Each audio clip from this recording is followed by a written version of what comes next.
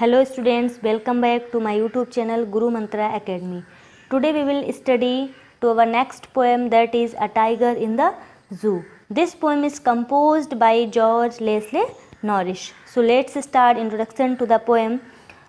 In this poem, the writer explains the agony and helplessness of a caged tiger that lives in a zoo. The poet explains what his life could be if he had been a free animal. The poet has tried to explain about the condition of animals what are caged by human beings of their own fun. In these lines, the poet explains the agony, the pain, the helplessness of a confined tiger who lives in a zoo, and also explains what his life could be if he had been a free animal. It means if they live in a forest. जो कवि है वो ये कहने की कोशिश कर रहा है कि जो टाइगर हैं जो कि किस में रहते हैं, जू में रहते हैं, जिन्हें कि कन्फाइंड कर दिया गया है, कैद कर दिया गया है, उनके पेन के ऊपर उसने दर्शाने की कोशिश की है. एंड नेक्स्ट वन इज़ कहा है कि अगर वो फॉरेस्ट में रहते तो उनकी लाइफ कैसी होती. It means there is a comparison between two animals, और we can say two tigers, that one is who lives in a zoo and second one that lives in a forest. And further the poet has tried to explain, आगे कवि ने explain करने की कोशिश की है उन एनिमल्स की कंडीशंस को जो कि ह्यूमन बींग्स के द्वारा कन्फाइंड कर दिए गए हैं, कैद कर दिए गए हैं, उनके अपने आनंद के लिए, उनकी अपनी खुशी के लिए, अपने फन के लिए. So let's move to the first stanza, that is he stalks in his vivid stripes the few steps of his cage on pads of velvet quiet in his quiet rage. Stalks means होता है follow करना, it means पीछा करना. Vivid means होता है bright coloured. Stripes lines होती हैं, जो उसकी बॉडी होती है उसमें जो ब्लैक कलर की लाइंस होती हैं, that is vivid stripes. The few steps of his cage, यानी कि वो अपने केज में, अपने जहाँ पे वो कैद होता है, जिस जू में, जिस पिंजरे में, उसमें बहुत ही कम कदम चल पाता है. क्यों? क्योंकि there is a very small space, बहुत कम जगह होती है. On pads of velvet means होता है वेरी सॉफ्ट, कह सकते हैं सिल्की, जो उसके पैरों का जो सरफेस होता है that is very smooth and silkie. Quite means silent होता है, एंड रेज मीन्स एंगर या फिर वही गुस्सा, क्रोध आना. कभी अब इस पहले स्टेंजा में कवि ने किस टाइगर की कंडीशन को एक्सप्लेन किया है, जो कि कहाँ रहता है, केज में रहता है. तो आगे कवि कहता है, here the poet says that the tiger that is confined in the zoo moves around in the cage under the bright colored skin. Further he says that the tiger can take only a few steps because the cage is very small. It means उस tiger के बारे में कभी बात कर रहा है जो कि अपनी बॉडी, जो उसका मतलब जो कलर होता है, जो लुक होता है, उसके साथ में क्या करता है, बहुत ही फॉलो करता है, यानी कि उस छोटे से स्मॉल से केज में बस कुछ ही कदम चलता है, फ्यू स्टेप्स चलता है. क्यों?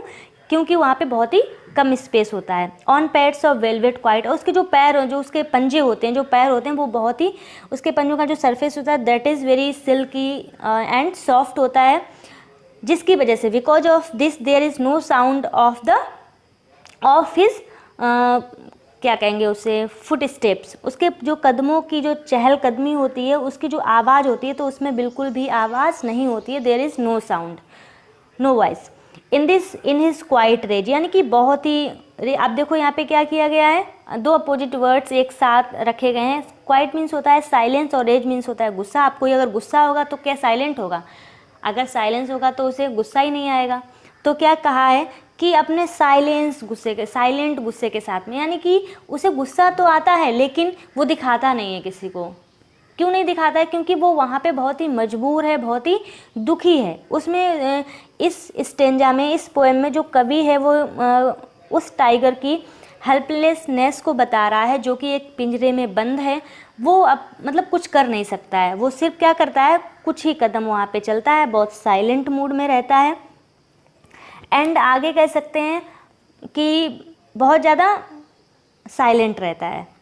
सो नेक्स्ट, आई होप कि आपको समझ में आया होगा. Next let's move to the next stanza, that is he should be lurking in shadow, sliding through long grass near the water hole where plump deer pass. अब इस stanza में कवि ने किसके बारे में कहा है? जो कि फॉरेस्ट में रहता है, उसकी क्वालिटीज़ को बताने की कोशिश की, यानी कि कंपैरिजन चल रहा है यहाँ पे। ही शुड, ही किसको रिफर किया गया है? टाइगर के लिए आया है। He should be lurking, lurking means होता है to be hidden as to wait for your prey, यानी कि अपना शिकार करने के लिए क्या करता है? कहीं भी छाया में छुप जाना, हाइड हो जाना। स्लाइडिंग थ्रो लॉन्ग ग्रास, यानी कि जो नियर द वाटर पूल, यानी कि जो वाटर बॉडीज होती हैं, जो वाटर पूल होते हैं, जैसे कि लेक है, नदियां हैं, झील हैं, तो उनके किनारे जो बड़ी बड़ी सी घास होती है, उसमें जो फॉरेस्ट में टाइगर रहता है वो क्या करता है? उस घास में अपने आप को स्लाइडिंग यानी कि छिपा लेता है, अपने आप को हाइड कर लेता है उसमें। किसके लिए? वेयर प्लम्प डियर पास, जहाँ से, प्लम्प मीन्स होता है हेल्दी, मोटे, जो मोटे मोटे जो हिरन होते हैं जब वहाँ से गुजरते हैं तो वो क्या करता है? अपने शिकार को पकड़ने के लिए वो उन बड़ी बड़ी सी घास में अपने आप को क्या कर लेता है? हाइड कर लेता है। So let's see in English. The poet says that if this tiger was free, if this tiger was in a forest, he would have hide himself behind the long grass near the water bodies. यानी कि वो क्या कर लेता? अपने आप को घास में छिपा लेता, so that he could easily catch, ताकि वो क्या कर सके? बहुत ही आसानी से पकड़ सके, a deer in order to have it as its food.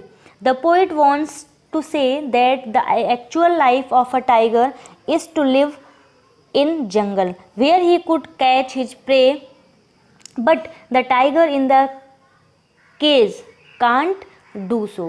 यानी कि जो टाइगर है उसकी जो रियल लाइफ है वो क्या है?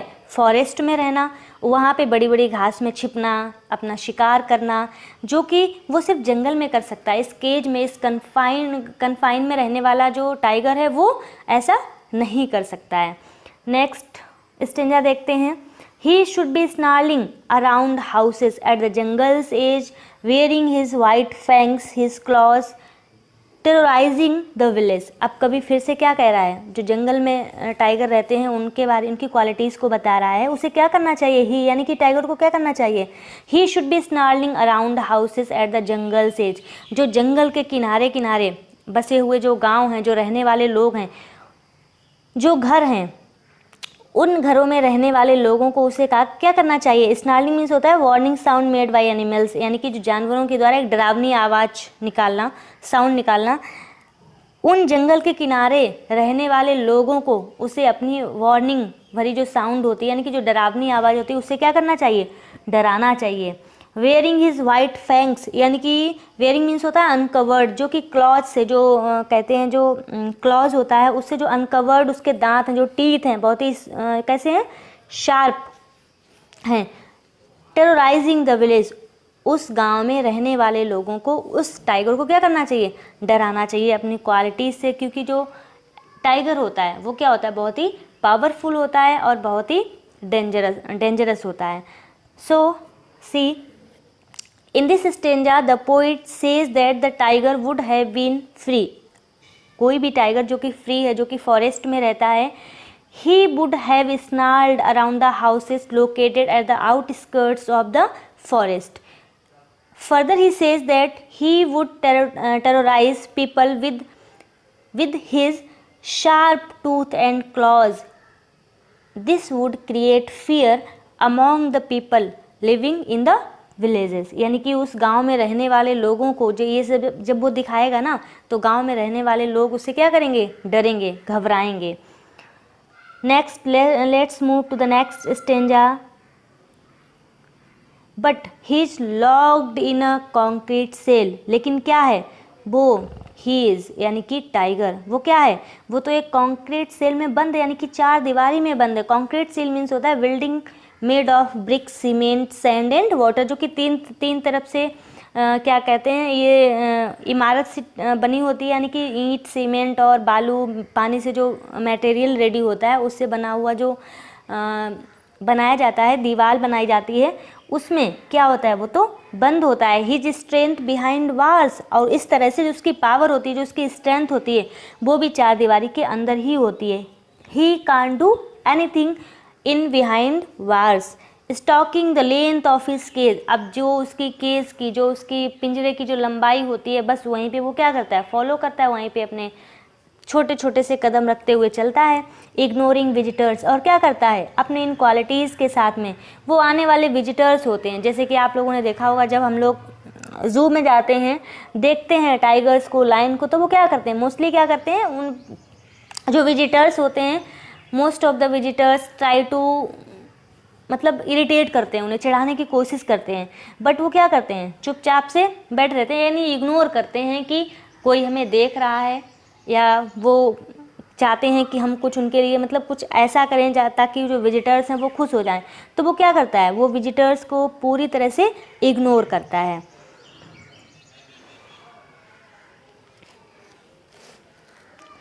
In this stanza, the poet comes to the reality of the tiger that is inside the cage. अब इस स्टेंजा में कवि क्या करता है, उस रियलिटी को बताता है जो कि क्या है, केस के अंदर है, यानी कि गुफा के उस पिंजरे के अंदर है। He says that the tiger is confined in a strong cell which is made of strong building material. The tiger is behind the bars, so his ferocious nature, यानी कि his ferociousness also in behind the bars, his qualities, his strength, his power also behind the bars. He never tries to terrorize the visitors. He never tries to कह सकते हैं, उन्हें कभी डराने की कोशिश नहीं करता है। And always try to ignore all the visitors, और सारे विजिटर्स को इग्नोर करने की कोशिश करता है। Next stanza is he hears the last voice at night. अब आखिरी में रात में क्या होता है, द पेट्रोलिंग कार्स, वो क्या सुनता है, he hears, यानी कि the tiger hears the last voice at night which is comes from the patrolling car, जो कि जो पेट्रोलिंग कार होती है, यानी कि जो पुलिस की जो कार होती है, जो कि क्या करती हैं, उनकी मतलब देख रेख के लिए आती हैं। And stairs with his brilliant eyes at the brilliant stars. Patrolling means होता है टू गार्ड, टू विजिल, यानी कि वही देख रेख करने वाले जो लोग होते हैं, जो वो उनकी जब गाड़ियाँ आती तो वो क्या करता है, जो टाइगर है, the tiger hears the last voice at the night, जब वो रात में वो वहाँ पे बैठा होता है तो वो लास्ट में क्या करता है, उन गाड़ियों की आवाज़ को सुनता है जो कि उसे देख रेख करने के लिए आती हैं। The patrolling cars and stairs with his brilliant eyes, और वो क्या करता है रात में अपनी ब्रिलियंट, इट मीन्स अपनी तीखी मीन्स तीव्र नज़र होती है, जो उसकी बहुत ही शार्प नज़र होती है, उससे क्या करता है, तारों को देखता है। एट द ब्रिलियंट स्टार्स, और वो चमकते हुए टिमटिमाते हुए जो तारे होते हैं, जो स्टार्स होते हैं, वो उनको देखता है। It means the poet says that in this stanza that in the night the tiger hears the sound of the patrolling cars. Patrolling cars are the vehicles of police which are used to guard at night. Then he stares the shining stars with his shining eyes. The tiger is sad, and as he is confined in the cage, so he can't do anything.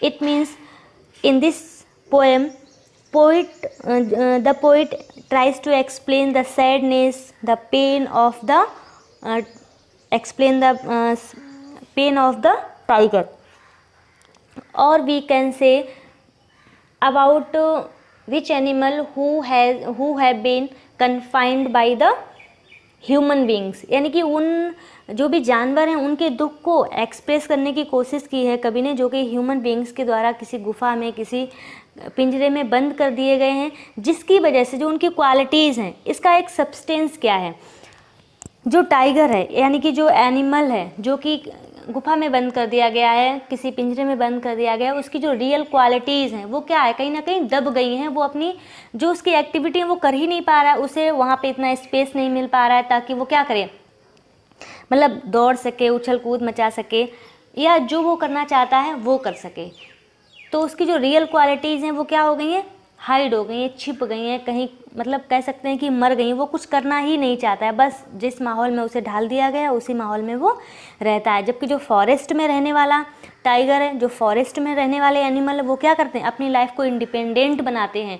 It means जब उन्हें भूख लगती है तो वो अपना शिकार pray खुद करते हैं, और उन्हें कैसे करना है वो सारी चीज़ें उन्हें खुद आती हैं। इट मीन्स वो किसी के ऊपर डिपेंड नहीं है। और जो वो करना चाहते हैं अपनी खुशी से, अपनी नीड्स के अकॉर्डिंग वो सारी चीज़ें करते हैं वहाँ पे, यानी कि फॉरेस्ट में जो उनकी रियल क्वालिटीज़ हैं, किस तरह से वो साउंड क्रिएट करते हैं, किस तरह से चिल्लाते हैं, किस तरह से अपना शिकार करते हैं, किस तरह से अपना फूड को गेन करते हैं, अचीव करते हैं, वो सारी क्वालिटीज़ उनकी खुद ब खुद आ जाती हैं। तो यहाँ पे क्या है, इन दिस पोएम जो कवि है उसने क्या करने की कोशिश की है, कंपैरिजन करने की कोशिश की है टू एनिमल्स में, या फिर कह सकते हैं दो टाइगर्स में, जो कि पहला जो है वो कहाँ पे है, केज में है, जिसकी अपनी क्वालिटीज़ पूरी तरह से दब गई हैं, and second one is who lives in a forest, जो कि अपने हिसाब से अपनी लाइफ को जीता है। सो आई होप कि आपको ये पोएम समझ में आई होगी, अच्छी लगी होगी। So please like, share and subscribe कीजिएगा। Thank you so much.